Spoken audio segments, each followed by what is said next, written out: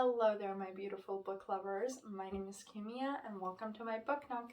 And yes, my trays is still up. It's gonna stay till it repays for the amount of time that it took me to set it up. So it's gonna stay till end of January, maybe even February. I don't know. I also like it to be on the side of my house, and it's just brings me a little bit of joy here and there. So it's there. But for today, I thought since it's the beginning of the year, a lot of us decide to set different goals for our life, and why not one of them to be read more books.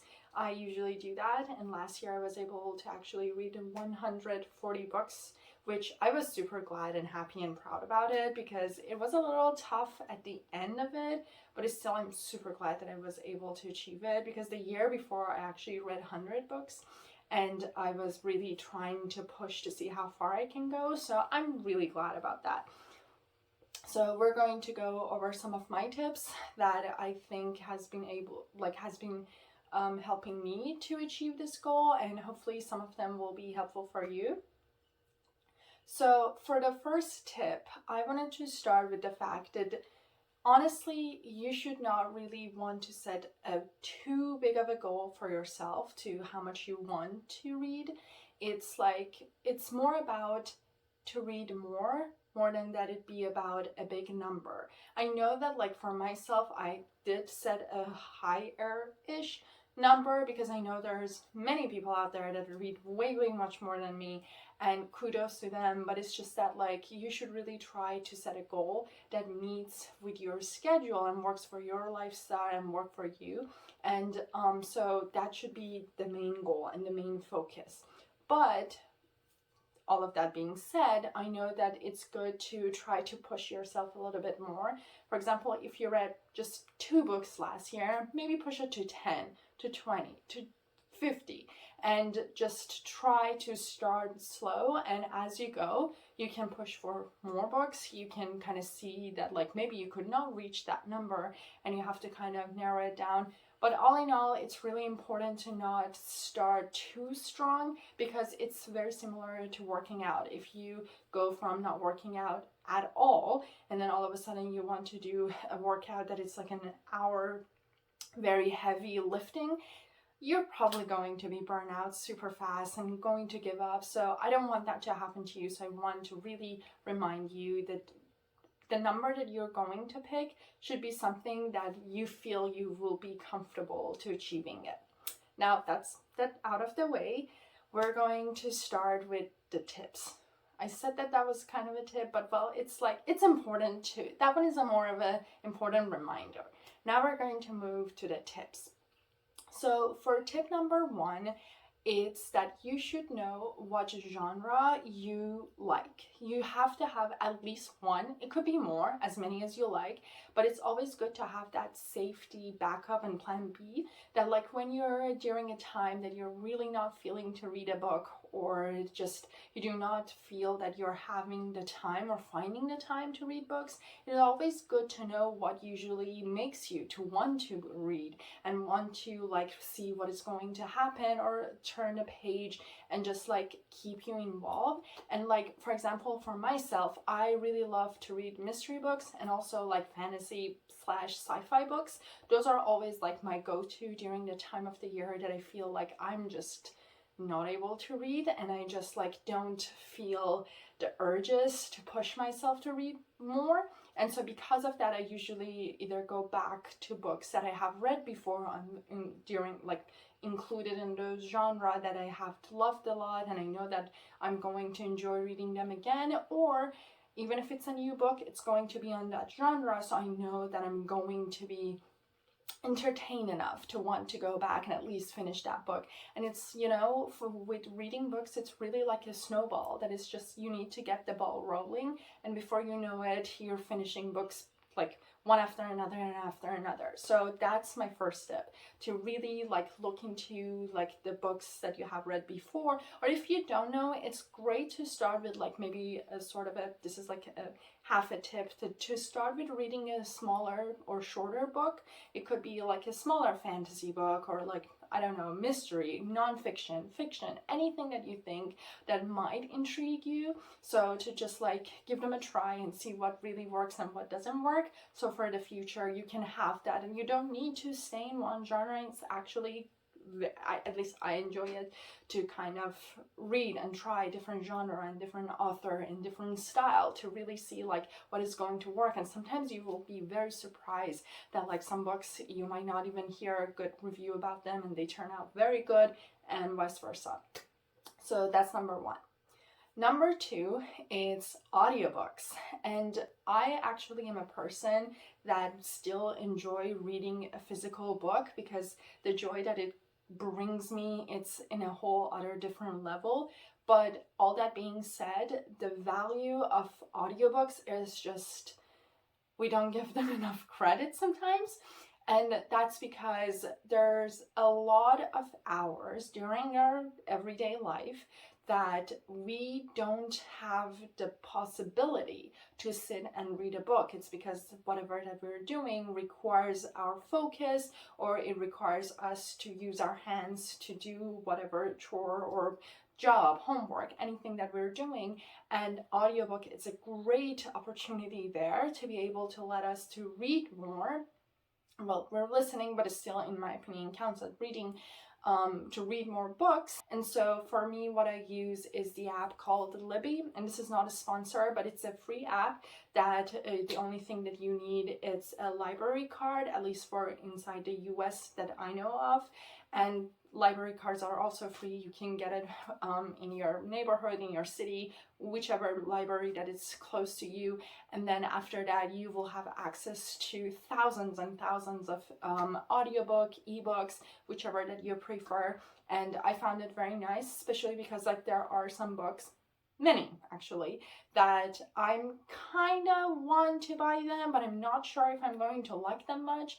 And so audiobooks are a great option there that I can, especially since I'm going to just borrow it and from the library for like a certain amount of days, and I will listen to it, and if it was like very intriguing and I was very interested in it, then I'm going to buy, and I know that at least I didn't waste my money. So that's another reason that audiobooks are great, and I highly recommend to really trying audiobooks like a little bit here and there. I usually do it when I'm cooking, when I'm cleaning, when I'm doing laundry, sometimes even if I'm doing when I'm at work and I'm doing a task that doesn't really require that much of a mind power, and I can really just have my focus on something else, I can just listen to audiobooks. And so because of that, I get to finish more books. Now, tip number 3, and this one is a little bit tougher compared to both the other 2 tips that I mentioned, and that one is that you have to start just putting a little bit of time every other day, or every day even better, to just dedicate it to reading. For me, I have been trying very hard to cut down on the amount of screen time that I do, and it's simply because I have nothing against social media, Netflix, YouTube. It's great and we need it and it's fun, you know. If you're using it in the right context, it's just there, but there's nothing against it, and why not? Like, I also want to be in touch with my friends to see what they're doing, to watch something funny on YouTube or learn something on YouTube. So there's nothing about to completely just put your phone away, never look at it, and just like read all the time. That's not gonna work. But the thing is, like, it's kind of the part about social media that can be a little bit tricky is that you will kind of lose the track of time, and you're like, oh, just a couple of more posts, and then before you know it, it has been like 2 hours, and you're like, it's dark outside. How did that happen? And so that's the part that I have been trying to kind of control more.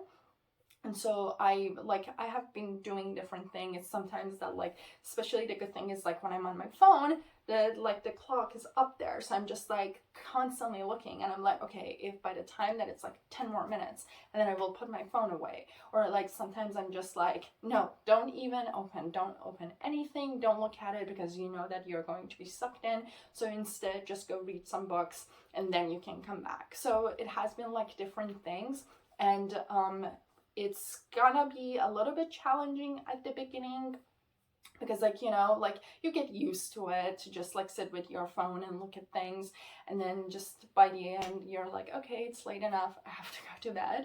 So it takes a little bit of a willpower to really like not force but push yourself to be interested in putting your phone aside and reading. And that's the reason that it actually goes hand in hand with tip number one, that it's like to select books in genre, in the type, in the author, anything that you know that you will like.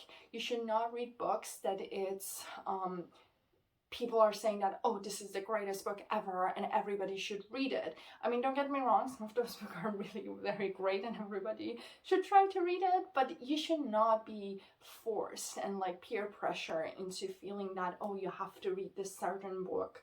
And even though you don't really like it, you're still trying to force yourself. But the downside of it is that you're not interested and invested in it enough. So it's much easier to be like, oh, I will read like tomorrow or in another hour, and then not go back to it. So really it's kind of tip number like 3.5 to just don't feel pressure to read just for the sake of reading. Reading should be fun. Reading should be, you should look at it as another hobby. It should be as fun as like watching a show on Netflix.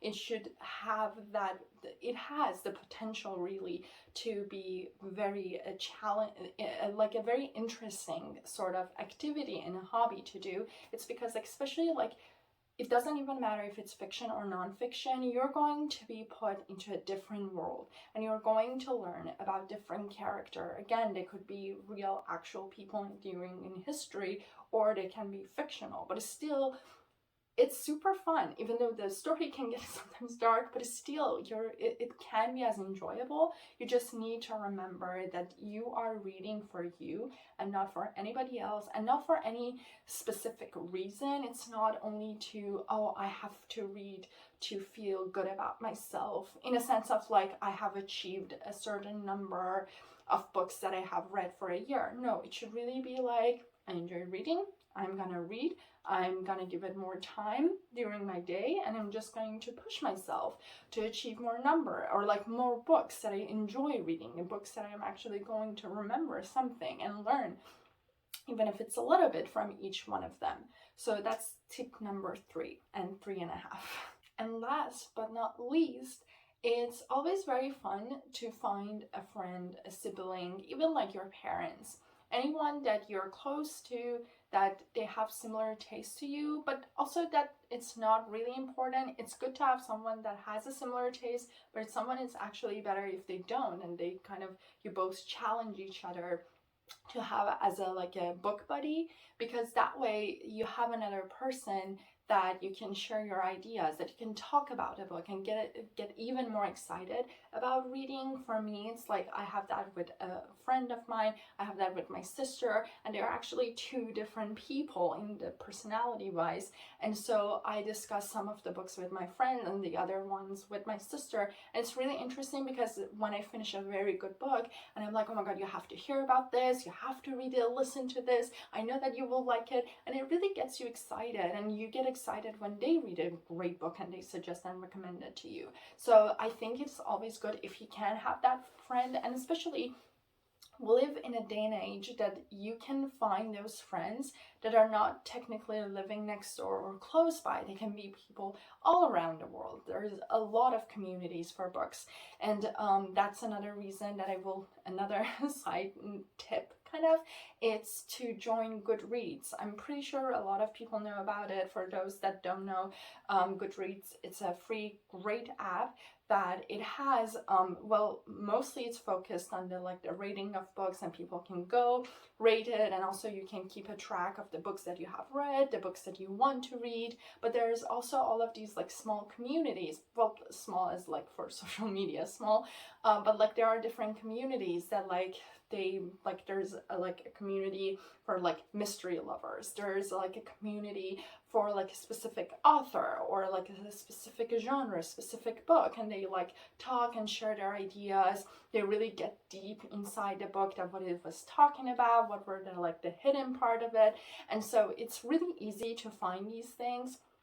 and be a part of, and like really be able to get you excited, because like all of these tips that I share with you, they're all important and they all matter, but the most important thing is to really just get excited about reading and really want to do it. And I'm pretty sure you are, or you're trying to be, and that's the reason you're here. But it's really like by the time that you get that engine running, it's really easy to be able to read as much as you can. So again, it's really important to create a goal and a set number that match yours and your lifestyle and like what you can achieve. But then by the time that you have that number, just get excited about. Start with a couple of easy ones, with a couple of short stories. Start with some books that you have read before and you know that you like it. And just by the time that you're getting into it and you're excited, then it's super easy to like just, you know, keep going and keep going.